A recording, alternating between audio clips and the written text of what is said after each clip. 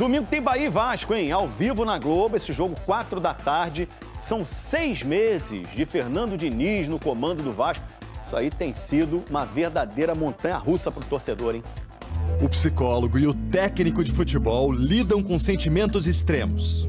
E quando essas profissões se encontram em uma só pessoa, tudo é mais intenso.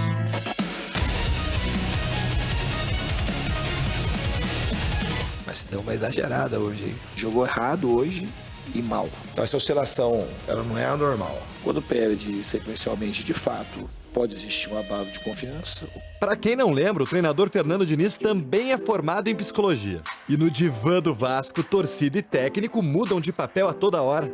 Tudo, altos e baixos. Um dia a gente tá bem pra caramba, outro dia a gente tá mais ou menos. Essa mudança, essa troca de jogo, de posições, de jogadores, eu acho que às vezes atrapalha. Ele tentar sair jogando pelo meio de campo e tentar arriscar essa saída de bola com o toque de bola. Cabe a ele fazer uma reflexão que tem que mudar alguma coisa, né? Para o torcedor ter dias de paz, é preciso menos altos e baixos. Do técnico que entra em campo para acalmar os jogadores e acaba sendo acalmado por eles. Ou ainda que dá esse tipo de bronca no atacante para depois pedir o cara na seleção brasileira. Reafirmo mais uma vez, ele é um jogador que tem que estar no radar de Copa do Mundo. E assim, de 0 a 100 também vai o time. De 4 vitórias seguidas para 4 derrotas em sequência. Em menos de 20 dias, o Vasco, que disputava uma vaga na Libertadores, agora só quer chegar aos 45 pontos. O Diniz é um cara muito sanguíneo, né? É um cara muito emotivo. Então, assim, ele aflora alguns sentimentos. Aliado a isso, a passionalidade que o torcedor tem e a expectativa que o torcedor cria em cima de uma sequência de bons resultados, aí quando tem essa quebra de resultados, né, que é normal, aconteceu com todos os clubes no Brasil praticamente, eu acho que isso potencializa tudo. Mas é importante entender que tem uma semifinal ali, logo ali na frente na Copa do Brasil. E essas oscilações, elas precisam acabar, parar, para você chegar com confiança até lá. E por isso que o torcedor do Vasco, ele não é desconfiado desse ano, ele é desconfiado de outros anos. Imprevisível, verdadeiro. Haja terapia para o torcedor entender o Diniz e o seu Vasco. No consultório coletivo de São Januário, o vascaíno só quer tranquilidade e, em troca, oferece todo aquele apoio. Diniz, a torcida do Vasco está com você. Vitória, Vascão! Vamos, Diniz! Esse apoio sempre muito importante. Números. Vasco tem o 4º melhor ataque do Brasileirão, são 50 gols marcados, mas caiu nos últimos 4 jogos, né, que inclusive são 4 derrotas. Chutes no gol, tá lá no telão, ó. Contra o São Paulo foi bem, chutou 8 vezes, mas jogou bem esse jogo. Depois nenhum chute contra o Botafogo, 4 contra o Juventude e apenas 2 contra o Grêmio na derrota por 2-0. Eu sou João Guerra, repórter e setorista do Vasco aqui no GE. E quando a gente fala sobre 2024, a gente lembra de Rafael Paiva. Ele chegou de forma interina ao cargo depois da saída conturbada de Ramon Dias e acabou angariando bons resultados que o levaram a ser efetivado. Quando ele chegou de fato a esses bons resultados, o Vasco ali ainda brigava contra a zona de rebaixamento e começou, depois desses bons resultados, a olhar para cima, a mudar o discurso e falar sobre Copa Libertadores. Com o treinador, o Vasco chegou a ficar 8 jogos sem perder. Isso contando Copa do Brasil e Campeonato Brasileiro. Depois de uma sequência de 3 vitórias seguidas, o último foi um triunfo contra o Vitória lá no Barradão, gol de cabeça do João Vitor por 1-0, o discurso tinha mudado completamente. Se falava de fato em Copa Libertadores. Porém, a partir daquele momento, o Vasco sofreu uma derrocada e ficou 8 jogos sem vencer. Foi eliminado da Copa do Brasil e viu a chance da Libertadores diminuir a cada rodada. No fim, o Vasco viveu um limbo, não conseguia mais brigar pela uma vaga no G6 e acabou ficando no meio da tabela, o que frustrou bastante a torcida do Vasco, que queria voltar à competição continental depois de alguns anos. A gente lembra que a última vez que o Vasco disputou a Copa Libertadores foi em 2018. Fernando Diniz também viu o discurso mudar em 2025 e também viveu essa frustração. O Vasco, durante boa parte do campeonato, viveu a segunda parte da tabela, muitas vezes olhando para baixo e somando pontos e tentando fazer cálculos em relação à zona de rebaixamento, em relação ao Z4. Depois de 4 vitórias consecutivas no Campeonato Brasileiro, o discurso também havia mudado. O Vasco fazia contas contra o G6 agora. Quantos pontos o Vasco teria que tirar nas próximas rodadas para tentar diminuir essa distância e entrar de fato na briga para chegar a uma vaga na Libertadores. Veio o jogo contra o São Paulo. Ali o Vasco estava a apenas 5 pontos do G6 e tinha um confronto direto justamente contra o 9º colocado. Naquela ocasião, o Vasco era o 8º com 42 pontos. 4 rodadas depois, ou 18 dias, foram o suficiente para o Vasco ver esse discurso pela Libertadores ruir completamente. Agora, o Vasco viu os adversários irem ultrapassando ele seguir estacionado nos 42 pontos e começar a olhar para baixo.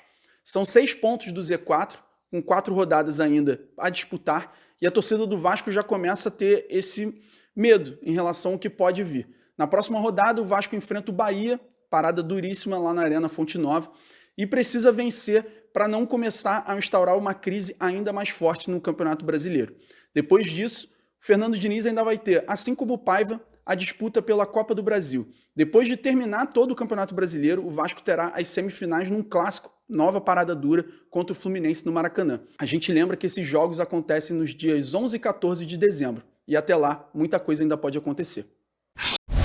Após 4 derrotas seguidas, o Vasco vai a Salvador enfrentar o Bahia no domingo. Vasco. Vai ter trabalho. Torcer pro Vasco? Vai ter trabalho. E o Bahia tá comigo ali na...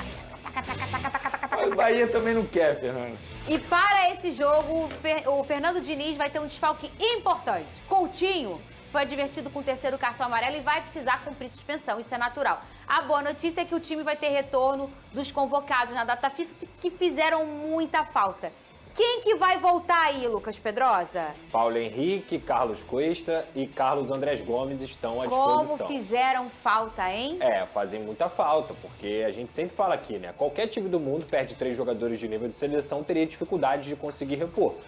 Obviamente o problema do Vasco é coletivo, não é por conta só de 3 peças, mas eu sempre falo também que o nível de diferença do titular para o reserva é muito grande. Do Carlos Cuesta para o Hugo é muito grande. Do Paulo Henrique para o Pumita é muito grande. E hoje, com a má fase do Verratti, o Carlos Andrés Gomes acaba se tornando uma peça crucial, porque o Ryan vai jogar de centroavante. Então, assim, eu acho que a volta deles é a melhor notícia que o torcedor do Vasco poderia ter pro nível de competição que o Vasco precisa retomar. E a gente vê que quando alguns personagens não estão, o negócio desanda um pouquinho, Venê.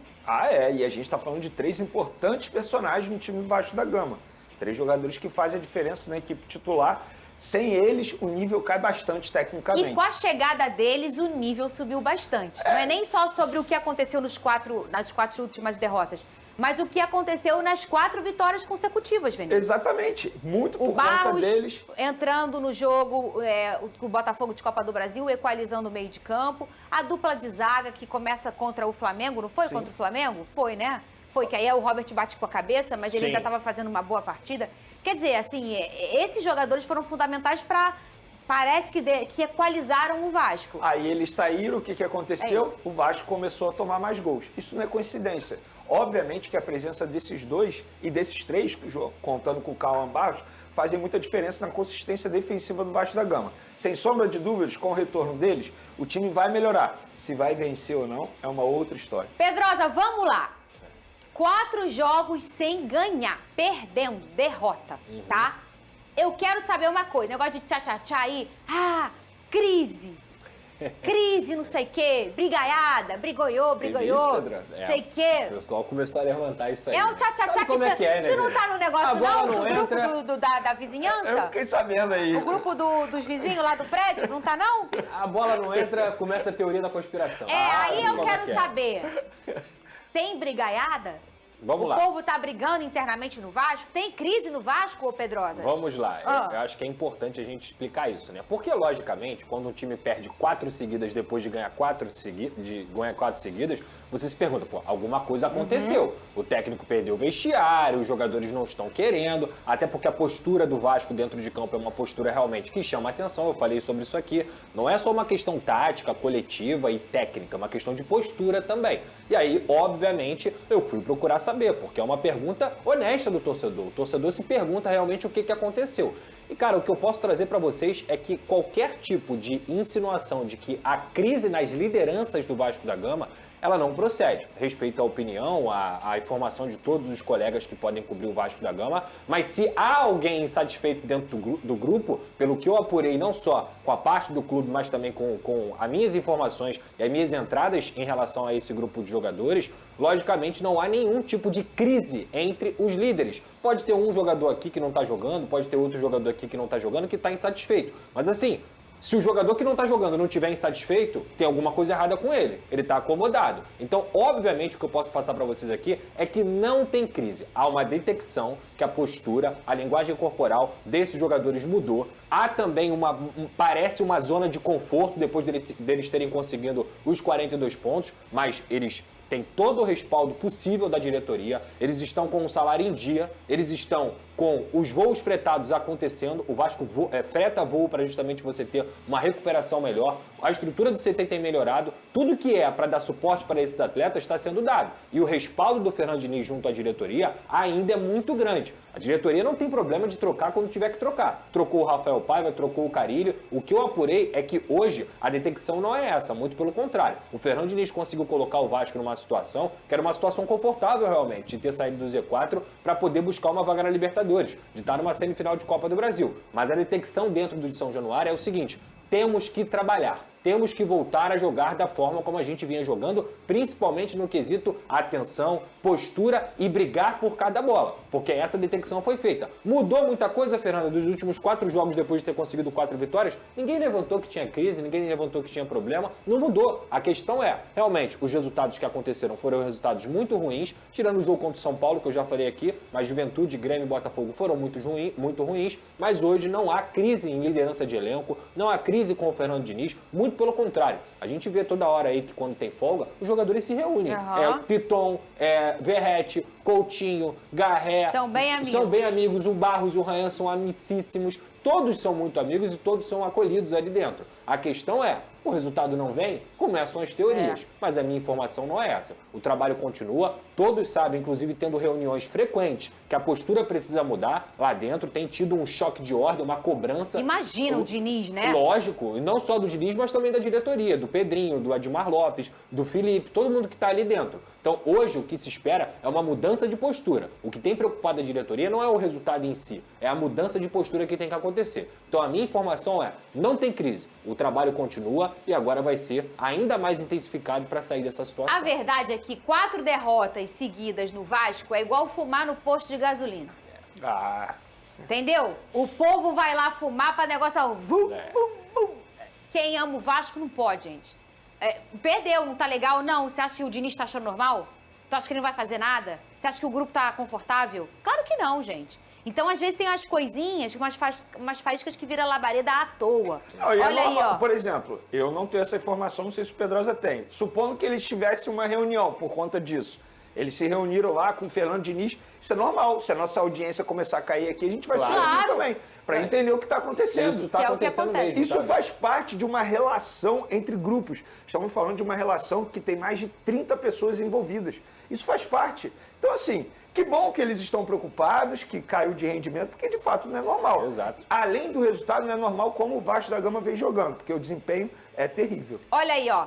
Vasco vai na Arena Fonte Nova pegar o Bahia, depois recebe o Inter em São Januário, vai receber o Mirassol também em São Januário e na última rodada na Arena MRV vai pegar o Galo. Essa é a sequência do Vasco. Pedrosa, tem informações sobre a renovação do Ryan, do Vasco? Tem informação exclusiva que a gente pode trazer aqui. Lembra quando eu trouxe que o Vasco apresentaria um projeto para ele ficar 5 anos e ficar dentro do Vasco para que não fosse para a Europa, bater e voltar e que ele conseguisse se maturar aqui? A informação que eu tenho é que dentro dessas conversas o Vasco tem encaminhado uma renovação com o Ryan até dezembro de 2028. Ou seja, seriam mais 3 anos de contrato. O Ryan e o Steph também entenderam que os 3 anos seriam benéficos. O Vasco se protege. Por quê, Pedrosa? porque a multa do Ryan vai para 80 milhões de euros. Essa é a informação que eu posso trazer para vocês de forma exclusiva. Uma multa que protege o Vasco de, quem sabe, uma proposta maior de um clube da Europa. Logicamente, ele não vai sair por esse valor. Nenhum jogador do futebol brasileiro vale esse valor. E é muito difícil até você achar na Europa alguém que valha isso. Mas ele vai ter uma proteção maior e também uma bonificação, um aumento salarial para que o Ryan seja valorizado da forma como ele merece e para que o Vasco mantenha esse garoto. Se chegar uma proposta realmente muito boa e recusável tanto para o Ryan quanto para o Vasco, senta, conversa e ele pode sair. Mas agora o Vasco vai estar protegido, está encaminhado, ainda não está assinado, ainda não está concretizado, mas está encaminhado. 80 milhões de euros em multa rescisória, mais 3 anos de contrato, ou seja, até dezembro de 2028, para o Ryan ficar no Vasco. É um mecanismo natural, né? Para proteger o jogador, para aumentar o salário dele e para na hora de chegar uma proposta poder negociar. Antigamente, com o Pires na mão, o desespero total, se botava preço de banana para conseguir vender. Hoje tem uma responsabilidade financeira maior. O Vascão tem um jogo importantíssimo final de semana. A gente vai botar na tela aqui para pagar o serviço.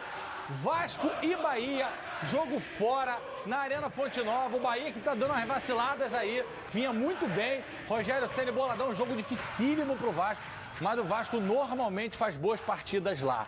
A nossa produção, em cima daquilo que a gente veio falando aqui da sequência do Vasco, fez uma arte aqui, vou voltar para cá, para a gente dar uma analisada. Não tá fácil, a briga pelo rebaixamento vai esquentar na reta final. Vini Show vai colocar na tela pra gente agora.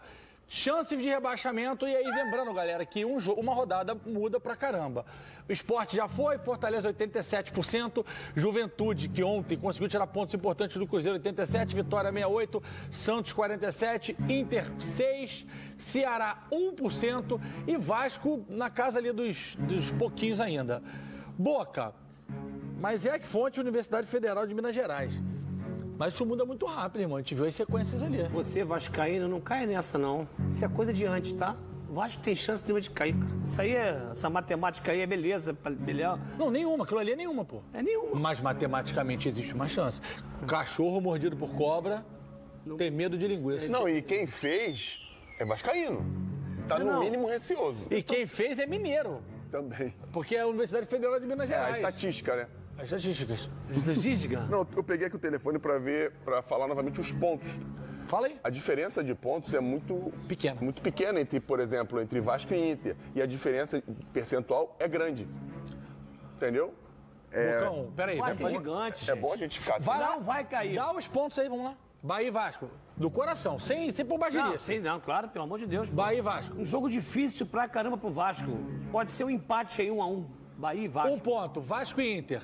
Eu acho que... É isso que eu falo, cara. Vasco... pode ser Vai? 2 pontos. Cara, é difícil. Vai. Vasco e Mirassol. Você tava relativizando Vasco tudo aí. O Vasco ganha aqui. Baseado em quê? E Vasco, foi baseado no que você me perguntou. Fontes. Vozes da minha cabeça. Vozes do Bocão. Então o Vasco faz 5 e depois 8 ganha do Galo fora. Eu acho que ganha do Galo fora. Então tá. Ganhou do Cruzeiro lá, não ganhou? Tá bom, mas era aquela fase, enfim. Da sequência. 8 pontos faz o Vasco ali, Fernandão. Acabou. Pro Bocão. Não, 8 pontos vai embora. Uma vitória e um empate, acho que já tira o Vasco, pô.